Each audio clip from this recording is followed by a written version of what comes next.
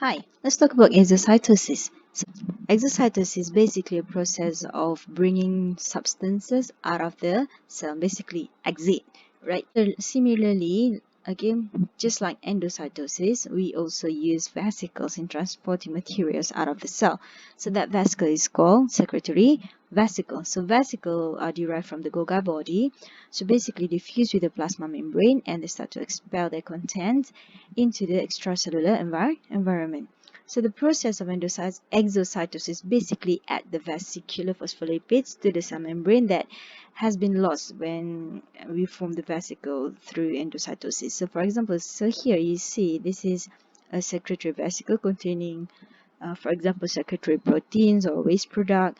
So they move towards the plasma membrane and they start to fuse together, of course, involve breakage and reformation of the phospholipid bilayer, and eventually they expel their content out of the cell.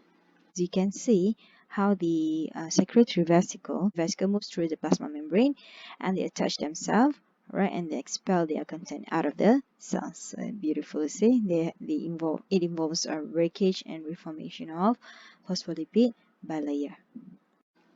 Okay, so here you see we have rough endoplasmic reticulum. So you have ribosomes and membrane-bound ribosome. So ribosomes make proteins, synthesize proteins, and these raw proteins, have been transported in transport vesicle, transported to the Golgi body, right? They dock in at the cis Golgi body, and they're being modified, they're being packaged, right?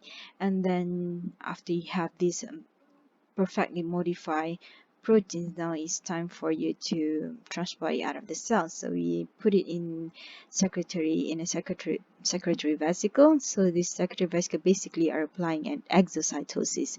So it moves towards the plasma membrane, it starts to fuse and expel their content out of the cell. So this is exocytosis. Okay, that's all. See ya.